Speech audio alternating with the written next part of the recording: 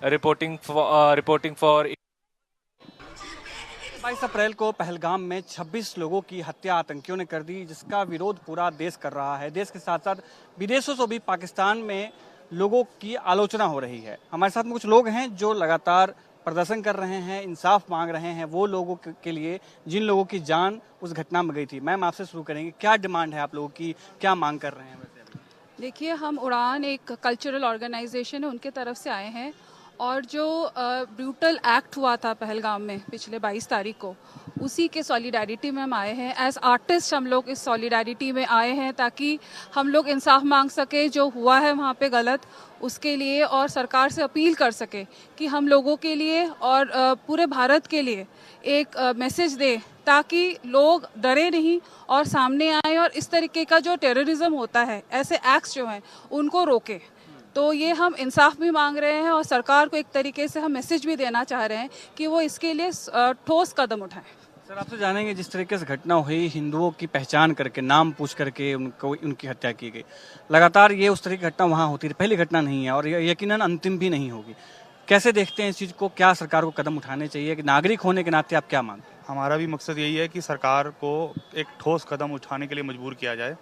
हम ये मैसेज देना चाहते हैं कि हम सरकार के साथ हैं और वो जो भी कदम उठाएगी हम उसकी पूरा समर्थन करेंगे। अपने जितना भी हमारे समर्थन के थ्रू हो सकेगा हम लोग अपने छात्रों को जागरूक करेंगे कि सरकार को हम सख्त कदम करने के लिए एक प्लेटफॉर्म हम पूरा समर्थन दें अपना, ताकि सरकार जल्द एक ऐसा कदम उठाए कि इस बार वो याद रखें कि अगली बार ऐसा करने की सोचे भी ना। क्योंकि धर्म के नाम पर मासूम हिंदुओं की हत्या करना, छोटे 3 साल के बच्चे के सामने उसके बाप को मार देना, बहुत ब्रूचल है। मैं मतलब कहीं रातें तो मैं खुद नहीं सो पाया जब मैंने इस बारे में सुना।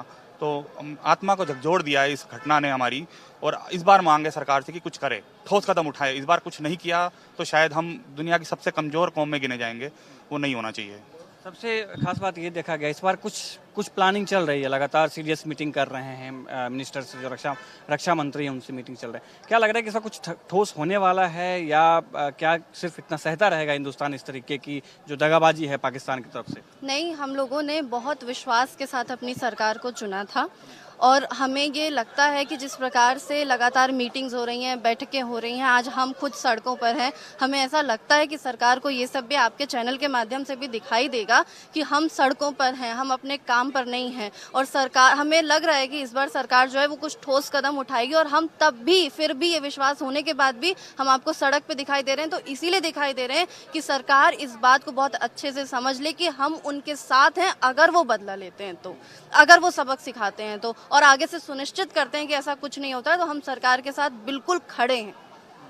लगातार इस तरह घटनाएं हो रही हैं, आप लोग साथ में हैं, क्या डिमांड कर रहे हैं? क्योंकि मतदान तो आप लोगों ने भी दिया है, जब सत्ता में सरकार आई थी उससे पहले कहा गया था कि हम आतंकवाद को खत्म कर देंगे, लेकिन घटनाएं रुक नहीं रही है। कैसे देखती हैं? देखिए, पहली बार तो मैं आपके न्यूज़ के माध्यम से सबको ये कहना चाहूँगी, हर एक भारतीय को कहना चाहूँगी कि इसका कड़ा विरोध करें। अगर वो सड़कों पे नहीं आ सकते हैं, वो जहाँ भी हैं, ट्विटर के माध्यम से, इंस्टाग्राम के माध्यम से, सोशल मीडिया के माध्यम से इसका विरोध ज़रूर करें। हर एक भारतीय को करना चाहिए। दूसरी बात मैं ये कहूँगी कि आपने सुना होगा बिहार में जब मोदी जी ने बोला था तो उन्होंने इंग्लिश में भी कहा था, अंग्रेज़ी भाषा में भी कहा था। वो सिर्फ इसीलिए था ताकि सिर्फ पूरे भारत को नहीं, पूरे विश्व को ये पता चले कि हम चुप नहीं बैठे हैं, भारत सरकार चुप नहीं बैठी है, वो बहुत जल्द कुछ करने वाली है। और आपको भी पता है कि कई चीज़ें कहने वाली नहीं होती, ये सरकार बोलने वाली नहीं है, करने वाली है, जो बहुत जल्दी ही हो रहा है। बात आपने उठाई कि क्यों ये बार बार होता है। देखिए, इंटरनल सिक्योरिटी की बात नहीं है। इंटरनल सिक्योरिटी की बात अगर मैं कहूँ कि अगर मैं अपने घर में घूमने के लिए एक बॉडीगार्ड साथ में लेके चल रही हूँ तो मुझे नहीं लगता कि ये सही है।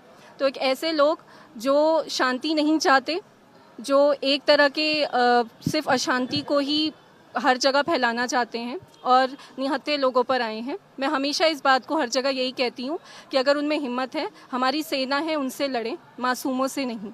तो आज जो उन्होंने किया है, उन्हें दिखा दिया वो कितने कायर हैं और उनकी कायरता ना सिर्फ भारत में, पूरे विश्व में पता चल गई है।